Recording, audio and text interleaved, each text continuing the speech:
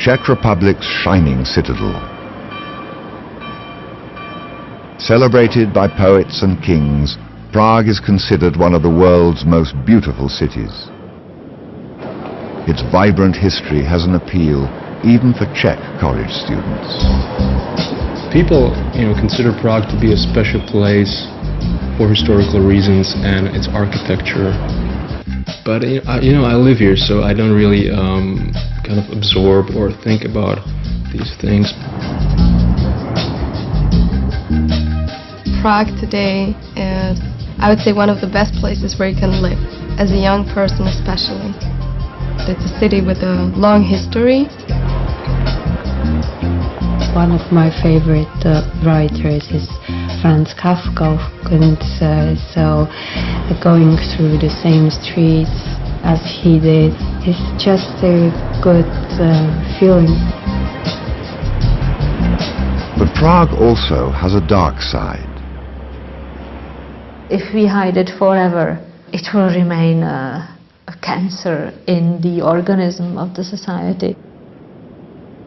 Today, Prague, Czech Republic is a thriving society. It's a democracy. But a couple of decades ago, at this very place, there was still this monstrous communist regime. Czechoslovakia suffered 40 years of communist tyranny. In this era of fear and compromise, a majority of citizens fell silent, while those wishing to get ahead did so by sacrificing others. Dissidents speaking out against the communist system, such as the outlaw playwright Václav Havel, were severely punished. Then, in 1989, students in Prague sparked a bloodless revolution and achieved what had once seemed impossible. Přátelé, pravda a svoboda musí zvítězit. But when the euphoria subsided, many questions about the country's dark past and the roles people played remained unanswered. Haunting questions, which still linger today. People are forgetting what happened. It's not just a problem of the of parents, but it's also a problem of the school. That's what's bothering me. People really don't trust each other, and maybe it is for a reason. I don't know if people can be trusted. They don't believe in any ideals. They turn everything into a farce.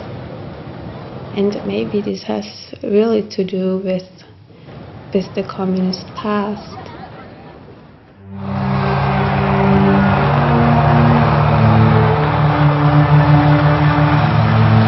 After the Second World War and the defeat of the Nazis in Eastern Europe, tensions flared in Czechoslovakia when free elections produced a communist-led government. Anxieties spread that Czechoslovakia's Western-style democracy might be in peril.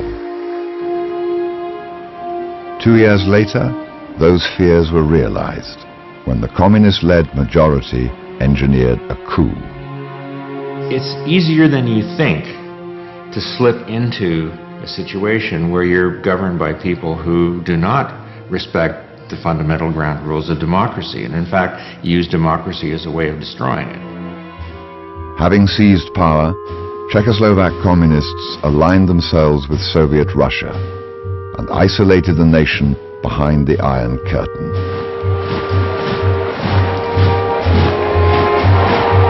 Under Soviet influence, Czechoslovak communists demonized America and her West European allies.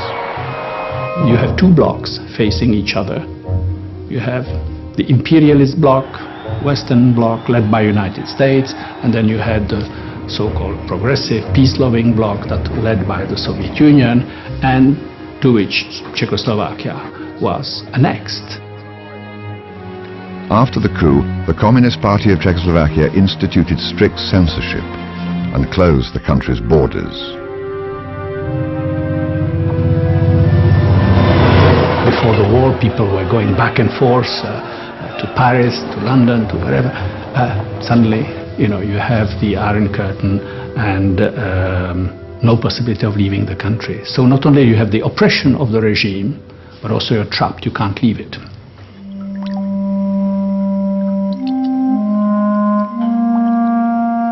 The regime, of course, wanted absolute control over everything. Control over everything included even the most trivial details of daily life. Josef Yarab was a schoolboy when the communists came to power.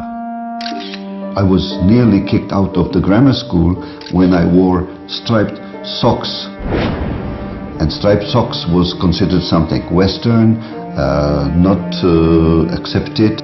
So I was called into the headmaster and he told me, "Do you really understand what you're doing?" Well, I just feel like wearing striped socks because I like striped socks, And, well, I had to more or less sort of promise that I would not wear them. The consequences were much more severe for adults. All over the country, people were arrested without cause and charged with subversion. Denied a proper defense, many, including women, were hauled before public tribunals, branded as traitors and sent to prison. Some were even executed. You could very well have gone to jail for 10 years or gone to the salt mines or the uranium mines or been shot. It was brutal. Those caught trying to flee the country risked sharing a similar fate.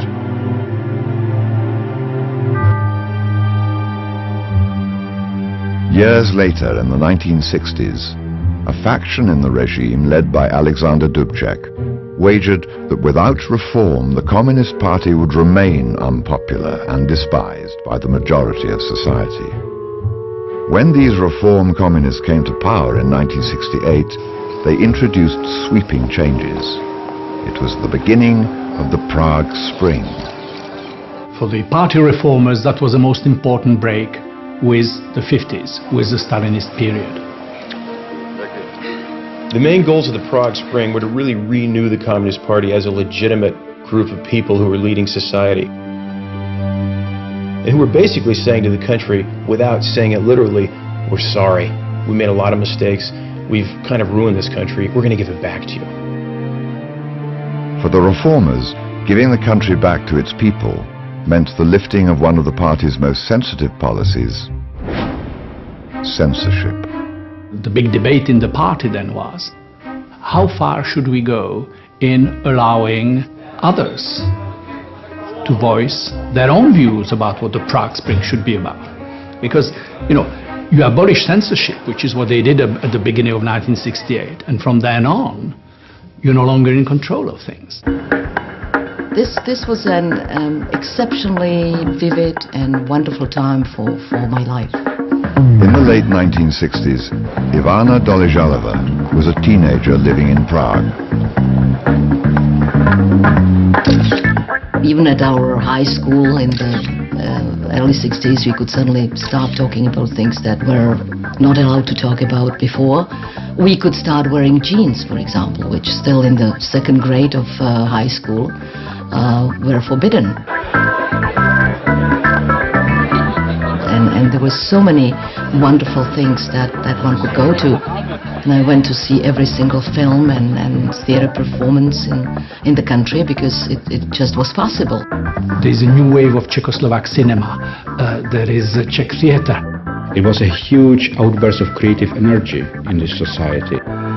One of the artists gaining popularity in Czechoslovakia was a daring young playwright named Václav Havel.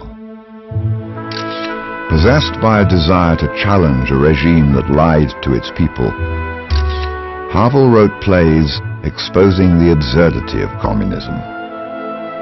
Dobré věci má dělat prostě proto, že si myslí, že jsou dobré, že jsou v souladu s jeho svědomím, že nemá pocit zalepkanosti nějakými kompromisy, úhyby, mlčením k nějakému zlu.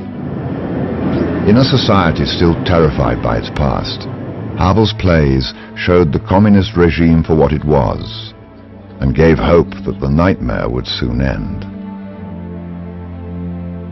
I went often to the theater on the Balustrade to see Havel's plays that were staged at the time. And for me it was just something amazing. Václav Havel is obviously one of the key figures in the 1960s revival, but he's probably also one of the most politically savvy members of the intellectual counterculture. In 1968, Havel gained notoriety in the West when his play The Memorandum was performed in New York. Just as American audiences were being exposed to plays written in the Eastern Bloc, the lifting of censorship gave Czechoslovak citizens access to imported Western culture. All the international best directors like Bergman and Bertolucci and Fellini and so on were in the cinemas, in the art clubs. So I think for ordinary citizens that was it. Freedom of speech, freedom to address all the issues of the past, and also freedom to travel. You could suddenly go and travel and move freely and hitchhike throughout Europe, which at the time hitchhiking was great fun. While many Czechoslovaks passionately embraced their newfound freedoms, others were more cautious. We thought that our prospects were much better than the prospects for our parents. Zuzana Manishova was a 17-year-old high school student in 1968. But still, everyone was afraid there might be a strict reaction from the Soviets. Once you abolish censorship, once you allow people to travel freely, once you allow also people to organize independently, this is basically you have undermined all the basic tenets of what the communist system was about. The Czechs thought, well, we are still doing it within the framework of socialism. We want to humanize socialism, make it more palatable to people, and we're going to get acceptance. But in Moscow, things were seen a bit differently.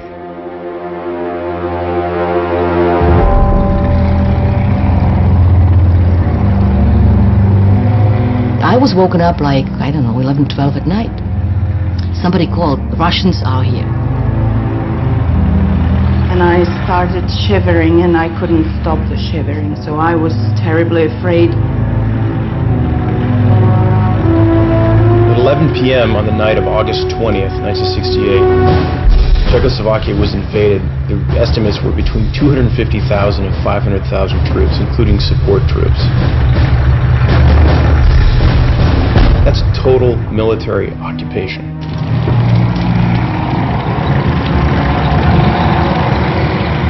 Once inside the capital city of Prague, Soviet forces took up positions in front of government buildings, including the offices of Czechoslovak Public Radio. When we were crossing the street where the Czech radio